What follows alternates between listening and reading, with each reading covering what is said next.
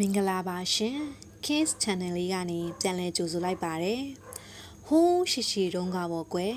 ရွာကြီးတရွာမှာကိုဖိုးလူမောင်တော်စင်နဲ့မောင်မြတ်ကျော်ဆိုပြီးညီကို၃ယောက်နေထိုင်ကြတဲ့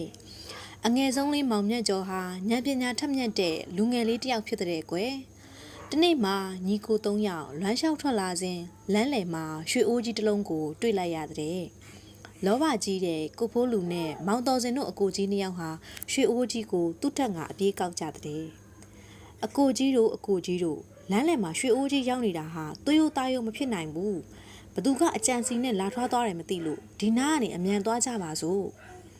ဒီစကားကိုကြားတော့အကိုကြီးနှစ်ယောက်ကဒေါသပုံထားပြီးဟေးမောင်မြတ်ကျော်မင်းကဉာဏ်ပညာထက်မြက်တယ်ဆိုပြီးရွာထဲကမြှောက်စားထားလို့ကိုယ့်ထက်အကြီးတွေကိုအာခံတယ်ပေါ့လေမဟုတ်ပါဘူးအကိုကြီးတို့ဒုက္ခတွေ့မှာစိုးလို့ပါအဲ့ဒီလိုနဲ့ညီကိုတွေစကားများနေတာကိုတစ်ပင်အိုကြီးနောက်ကနေချောင်းမီကြည့်ရှုနေသူကတော့အဲ့ဒီရွာကြီးကိုသာမကတိုင်းပြည်ကြီးကိုပါအစိုးရတဲ့ရှင်ဘရင်ကြီးရဲ့သမီးတော်ခင်ဝင်းဝါလေးပဲဖြစ်ပါတယ်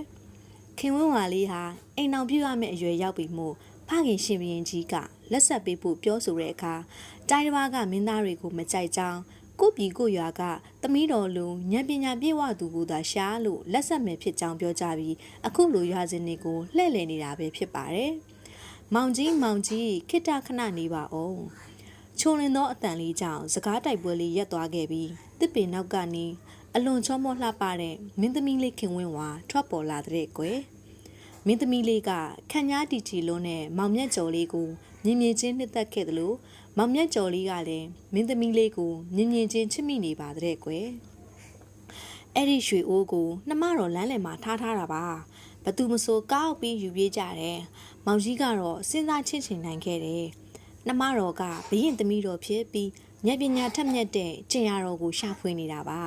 ရွှေနန်းတော်ကြီးစီကိုလိုက်ခဲ့ဖို့အတွက်မောင်ကြီးဆန္ဒရှိပါသလားလို့မေးလိုက်တဲ့အခါမောင်မြတ်ကျော်လေးကမဆိုင်မတော်ပဲနှမတော်လေးသဘောအတိုင်းပါပဲလို့ပြန်ဖြေတဲ့ကွယ်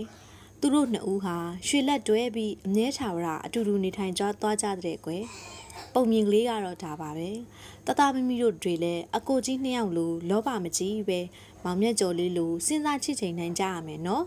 အတူတကွနားဆင်ပေးခဲ့ကြတဲ့ခင်ပရိသတ်တွေလည်းကိုယ့်ရဲ့တသားမမီလေးတွေကိုဇက်ကောင်နာမည်လေးပါစီခြင်းတော့ကွန်မန့်လေးမှာမှန်းခဲ့ကြပါရှင်နောက်လာမဲ့ပုံမြင်လေးတွေမှာထည့်သွင်းပေးသွားမှာမို့နောက်ထောင်ပေးကြတဲ့ကလေးတို့တွေလည်းကျမ်းမာပျော်ရွှင်ကြပါစေကွယ်